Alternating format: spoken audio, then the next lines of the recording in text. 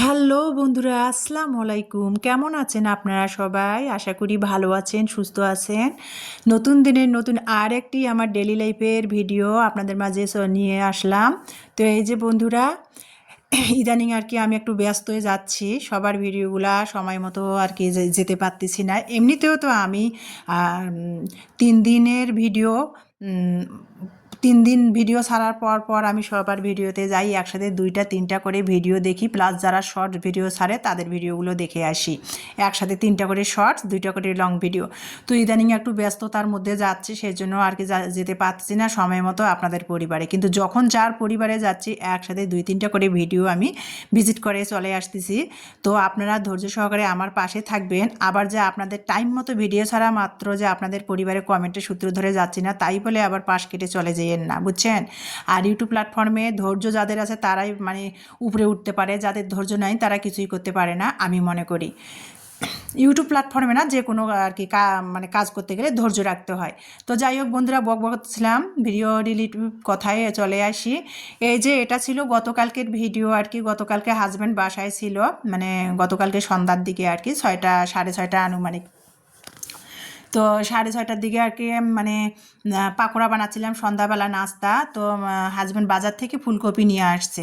তো ফুলকপিগুলো আমাদের দিনাজপুরে 3 দিন ধরে বৃষ্টি হয়েছে, ফুলকপিগুলো হয়তো বৃষ্টিতে ভেজা ছিল, তো কেমন একটু লাগলো। তো ভাবলাম এগুলো ফ্রিজে সংরক্ষণ করলে তো ততটা ভালো লাগবে না, কিছুটা ফুলকপি দিয়ে ভাবলাম একটু পাকোড়া বানাই। তো ফুলকপি দিয়ে পাকোড়া বানার জন্য শুধু মানে খালি ফুলকপি দেই নাই, এখানে একটা আলু কুচাই দিয়েছে, আর ফুলকপিগুলো ছোট ছোট করে কেটে দিয়ে তারপরে কাঁচামরিচ, পেঁয়াজ, রসুন বাটা, জিরা ধনিয়ার গুঁড়া, আর 1 চিমটি টেস্টিং সল্ট, ধনিয়া পাতা কুচি, স্বাদ মতো লবণ দিয়ে সব কিছু দিয়ে আমি ভালো করে 1 টেবিল চামচ শুকনো চালের গুঁড়া দিয়েছি। আর মানে পাকোড়ার বেটাটা তৈরি করতে যতখানি বেসন লাগে বেসন দিয়ে ভালো করে হাতের সাহায্যে আর কি আমি পাকোড়ার বেটারটা তৈরি করে নিলাম। আর ওই যে পাকোড়া ফুলকপি আলু মানে লবণ দিয়ে আগে ম্যাশ করে নিয়েছিলাম, সেখান থেকে কিছু আর কি পানি বের হয়েছিল। আর বেসনটা চালের গুঁড়োটা একসাথে বেটার করে নিয়েছি পাকোড়ার, আর পানি অতটা লাগে নাই, শুধু 1 টেবিল চামচ পরিমাণ পানি লেগেছিলো, সেটা দিয়ে আমি পাকোড়ার বেটাটা তৈরি করে চুলার মধ্যে তেল গরম করে এই যে দেখেন আমি আমার স্টাইলে পাকোড়া বানিয়ে নিলাম। সন্ধ্যাবেলা হাজব্যান্ড বসে অফিসের কাজ করতেছিল, তো ভাবলাম যে আমি আর কি তাকে আর কি একটু গরম গরম, যেহেতু মুষলধারায় বৃষ্টি হচ্ছে না, ঝিরঝিরে বৃষ্টি হচ্ছে আজ 3-4 দিন ধরে আমাদের দিনাজপুরে। তো ভাবলাম বৃষ্টি বা এরকম বৃষ্টি মুখরত দিনে কিন্তু ভাজা পোড়া খেতে ভালোই লাগে, আর গরম গরম পাকোড়া সেজন্য বানিয়ে নিয়ে আসলাম। তো হাজব্যান্ড বসে আছে বিছানার মধ্যে, অফিসের কাজগুলো করতেছে, আর কলিগদের সাথে কথা বলতেছে। তো আমি এই যে গরম গরম পাকোড়া ভেজে এনে দিলাম। তো এই যে সবাই মিলে এখন একসাথে বসে বসে পাকোড়া খাচ্ছি। তো হাজব্যান্ড বলতেছে খুবই মজা হয়েছে, মানে দোকানের পাকোড়া ফেল আর কি।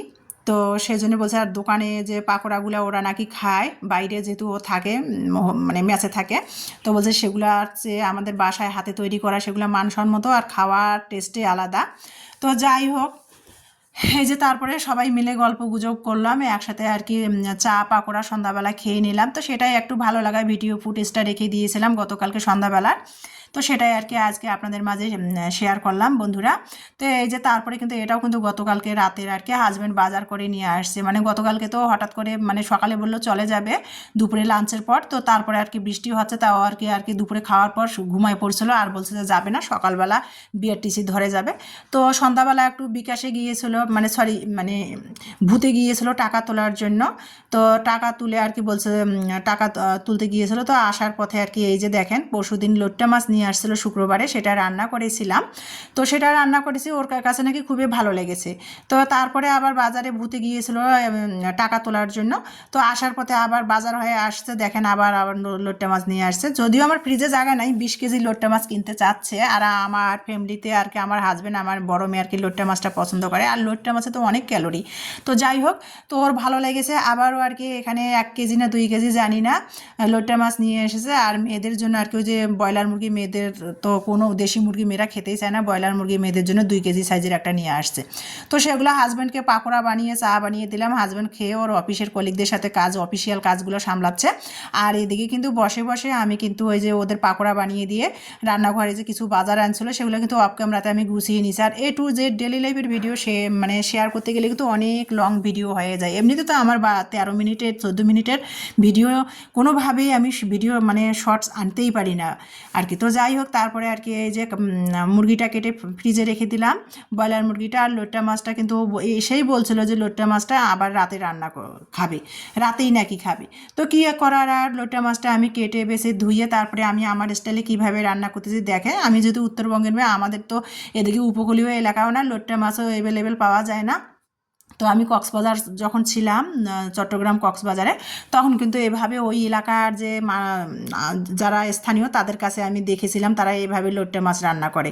তো সেভাবে আর কি আমি রান্না করে নিলাম। দেখেন, আগে আর কি রেগুলার যে আমরা মাছের মধ্যে মশলা দেই তরকারির মধ্যে, সেই মশলাগুলো দিয়ে ভালো করে মশলাটা কষিয়ে নিয়েছি। তারপরে মশলাটার মধ্যে পানি দিয়ে আবারও তেলের মধ্যে যখন মশলাটা উঠে গেছে, তারপরে লোট্টা মাছটা আমি কিন্তু ধুয়ে পানি ঝরাই, চিপড়ায় পানি ঝরাই নিয়েছিলাম। তারপরে কিন্তু লোট্টা মাছটা আমি দিয়ে মশলার মধ্যে দিয়ে এখানে আর চামচ বা কোনো রকমের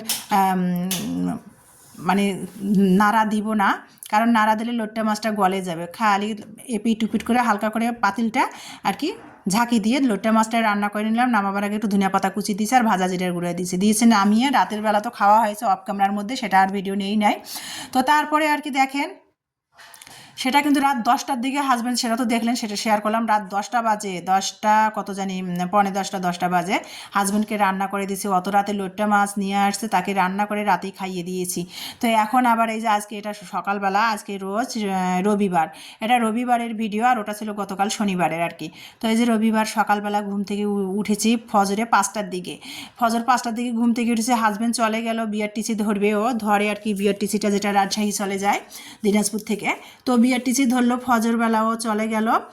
5টার দিকে যেয়ে আমি উঠে গিয়ে হাজব্যান্ডকে গেট খুলে এগিয়ে দিয়ে আসলাম, হাজব্যান্ড চলে গেল। তারপরে এসে কিন্তু আমি আবার একটু ঘুমিয়ে গিয়েছিলাম, মানে 5টার দিকে উঠে অত সকালে কী করবো বলেন, মেয়েরাও ঘুমাচ্ছে। তো আবার হাজব্যান্ডকে বিদায় দিয়ে এসে আমি একটু ঘুমিয়েছিলাম। তারপরে এই যে দেখেন, সকালবেলা উঠে কিন্তু ঘুম থেকে 8টার দিকে উঠেছি, উঠে কিন্তু এই যে একটু পরোটা বানিয়ে নিলাম, আর গতকালকের একটু লাউয়ের তরকারি আর ভর্তা ছিল, সেটা দিয়ে সকালের নাস্তা বানিয়ে নিলাম। আর আমি তো আবার চা ছাড়া তো আমার সকালটা আর কি সতেজ মনে হয় না, চা বানিয়ে খেয়ে নিলাম সকালের নাস্তা। আর এই যে দেখেন এখন দুপুরবেলা, তো ভাবলাম যে আজকে কয়েকদিন ধরে তো ওয়েদারটা খুবই মেঘলা আর বৃষ্টি হচ্ছে, সেজন্য আজকে আর রান্নার আগে প্রতিদিনে তো আমি লেবু পানি খেয়ে নিই, আজকে লেবু পানি খাই নাই। গতকালকে হাজবেন্ড অনেকগুলা মানে আপেল নিয়ে আসছে, সেই আপেলগুলো ভাবলাম যে কেটে মানে খাই, খেয়ে দিয়ে তারপরে রান্না বসিয়ে দিই। তো 11টা বাজে একটু 2টা আপেল কেটে নিয়ে খেলাম। ইমানিও খেলো, ইমানি আজকে সকালের মানে উদ্ভাসে পরীক্ষা দিতে যায়নি, ও নাকি 3টার ব্যাচে পরীক্ষা দিবে। তো ইমানি কাটলো, 2 মামে আর কি খেলাম। আপেলটা খেয়ে প্লেট বাটিগুলো সকালের নাস্তা ধুয়ে তারপরে চলে আসলাম রান্না করতে। আজকে রান্না করব, কিছুদিন আগে আমি লাল শাক নিয়ে আসছিলাম বাজার থেকে, তো সেটা খাওয়া হয়েছে। লাল শাকগুলো অনেক বড় বড় ছিল, ডাটা ছিল শাকগুলো, আর ডাটাগুলো কিন্তু দেখেন অনেক কচি ছিল। তো শাকগুলো রান্না করছিলাম, শাকের মাথাগুলো ভেঙে ভেঙে নিয়ে রান্না করছিলাম, আর ডাটাগুলো রেখে দিয়েছিলাম বেছে ফ্রিজে। তো ভাবলাম যে টাকা দিয়ে কেনা শাকের ডাটাগুলো আজকে শুটকি আলু দিয়ে ভাজি করব। তো যেই কাজ সেই কথা, শাকের ডাটাগুলো শুটকি আলু সব গরম পানি দিয়ে শুটকিটা ধুয়ে সব চুলার পরে নিয়ে আসলাম। তো এখন রান্না করব, দেখতেছি মশলার বক্সে রসুন বাটা নাই। তো রসুন বাটা নেই, তাড়াহুড়া করে কয়েকটা রসুনের কোয়া আর কি ছিলে নিয়ে এই যে ব্লেন্ড করে নিচ্ছি। রান্না করব, রান্নার সময় যখন যদি মশলা রেডি না থাকে তখন কিন্তু আসলে রান্নার ঝামেলা মানে বিঘাত ঘটে, মানে বাধা পড়ে। তো হাবুদাবু করে কয়টা আর কি রসুন তাড়াতাড়ি ছিলে তারপরে এই যে রান্নার জন্য চলে আসলাম ব্লেন্ডারে। তো এই যে শুটকিটা গরম পানি দিয়ে ধুয়ে নিয়েছি। আর তারপরে এখানে আমি ওই যে লাল শাকের ডাটার সাথে একটা দুইটা আলু কুচাই দিয়েছি, দিয়ে এখন দেখেন তেল দিলাম কড়াইয়ের মধ্যে, দিয়ে এখানে আমি কিন্তু পেঁয়াজটা হালকা একটু ভেজে নিয়ে শুটকিগুলোয় তেলে পেঁয়াজে শুটকি ভেজে নিলাম, নিয়ে এখন একে একে যে আমরা রেগুলার মশলাগুলো দিয়ে থাকি সেই মশলাগুলো দিব, দিয়ে তারপরে শুটকিটা একটু কষিয়ে নিয়ে তারপরে যে আলু আর লাল শাকের ডাটাগুলো সেগুলো দিয়ে আমি আর কি শুটকি আলু লাল শাকের ডাটায় আজকে চচ্চড়ি করব দুপুরবেলা। আর গত রাতে আর কি যে লোট্টা মাছের তরকারি আছে কয়েক টুকরা, সেটা আর কি মেয়েদের গরম করে দিব, আর লাউয়ের তরকারি আছে সেটা আর কি। তো এর ফাঁকে রান্না করতেছি বাড়িওয়ালা ভাইদের কাজের খালা, আমার মেয়েরা তো চুলায় ডাল রান্না করা খুবই পছন্দ করে, চুলার তরকারি। তো তারপরে খালা আজকে ডাল রান্না করছে মসুরের ডাল, আমার মেয়েকে আর কি ইমানিকে দিয়ে গেল একটুখানি। তো ভাবলাম যে এগুলো দিয়ে আর কি মিলে ঝিলে খাবো, আর কিছু করবো না। তো যাই হোক বন্ধুরা, হাজব্যান্ড বাসায় নাই, আর আমরা 3 মামে ভর্তা ছানা দিয়ে খেলেও কোনো সমস্যা নেই কেউ। আমি তো আমার সংসারে আমার পরিবারে আমি একাই 100, কেউ আমার দোষ ধরারও নেই, ভুল ধরারও নেই, পিছনে আর কি খোঁচা দেওয়ারও নেই, আমি সব আমার সংসারে। তো যাই হোক, আমি যদি একবেলা ভর্তা ভাতও খাই তাহলে কেউ আমাকে বাধা দিতেও আসবে না, কেউ আমাকে দোষ ধরতেও আসবে না আর কি। তো যাই হোক বন্ধুরা, তারপরে কিন্তু এই যে আমি কিভাবে আলু দিয়ে শুটকি দিয়ে লাল শাকের ডাঁটা দিয়ে রান্না করতেছি সেটা তো দেখলেন আপনারা। ঢাকনা দিয়ে দিলাম একটু পানি দিয়ে জাল হওয়ার জন্য, সিদ্ধ হওয়ার জন্য। তারপরে এখানে কিন্তু আমি ওই যে দুধ রোজ খাই, তো বাড়িওয়ালার ভাইদের সিকিউরিটিটার কাছে এখন দুধ নেই না, আমি ওই যে ফার্ম থেকে দুধ নিয়ে আসি। তো এখন সিকিউরিটিটা বলতেছে, আপা আপনাকে আর আমার ওই যে আমাদের আর এক পরিচিত লোক আর কি, তাদেরকে আমি মানে হাফ কেজি করে দুধ দেবো, আপা নেন। তো কি আর করার, দুধ দিয়ে 4-5 বছর ধরে ওনার কাছ থেকে আর কি দেশি গরুর দুধ, ওনার বাড়ির গরুর দুধ আর কি খাচ্ছি রোজ করে। তো দিয়ে যাচ্ছে। এখন আছে আজকে আর কি 1 তারিখ, আজ থেকে দেওয়া শুরু করে দিছে আবার, সরি আজকে 2 তারিখ। তো সেটা দুধটা দিয়ে গেলো, তো ভাবলাম যে দুধটা একটু সঙ্গে সঙ্গে গরম ফুটিয়ে নেই, না হলে নষ্ট হয়ে যাবে। আবার ফ্রিজে রাখলে বরফ ধরলে আবার বরফ ছাড়বে, সন্ধ্যাবেলা মেয়েদের নাস্তা বানিয়ে দেবো, ঝামেলা হয়ে যাবে। তো সেটাই আর কি রান্নার পাশাপাশি দুধটা আর কি ফুটাচ্ছি। আর দুধ ফুটার আগে কিন্তু আমি পাতিলটা গরম পানি বলক তুলে নিয়ে তারপরে পাতিলটা ধুয়ে ফেলে দেই, তারপরে দুধ যা ফুটাই নেই, তাহলে দেখা যায় অনেক সময় দুধ কোনোভাবে যে নষ্ট হয়ে যায় সেটা আর হয় না। তো এই যে গরম পানি দিয়ে পাতিলটা ফুটে ফালাই দিলাম, পানিগুলো দিয়ে তারপর দুধটা সেকে ম্যাজিক চুলাতে দিলাম। আর অপর সাইডে এখানে এই যে দেখেন আমার লাল শাক দিয়ে শুটকি আলু চচ্চড়ি হয়ে গেল, লাল শাকের ডাঁটায় শুটকি আলুই চচ্চড়ি করে ফেললাম। তো এটা নামিয়ে নিব। আর তারপরেও কিছুদিন আগে আমি আর কি বৃহস্পতিবারে তো আমি বগুড়া গিয়েছিলাম, মানে তরকারি রান্না করার কথা ছিল সিম আলু কপির ডাঁটা, সেগুলো কাটা হয়েছিল, সময়ভাবে ভাজি করা হয়েছিল না, সেগুলো ফ্রিজে ছিল। তো কাটা তরকারি না ফ্রিজে রাখছিলাম, একটু কালচা কালচা হয়েছে। তো ভাবলাম যে এখন সিমের দাম, তো ভাবলাম যে সিমগুলো ফ্রিজে কেটে রেখে দিয়েছিলাম, ভাজি করা হয়নি, তো এখন ভাবলাম যে সেগুলো ভাজি করে ফেলি, নষ্ট করে তো আর লাভ নেই, টাকা দিয়ে কেনা, তাই না?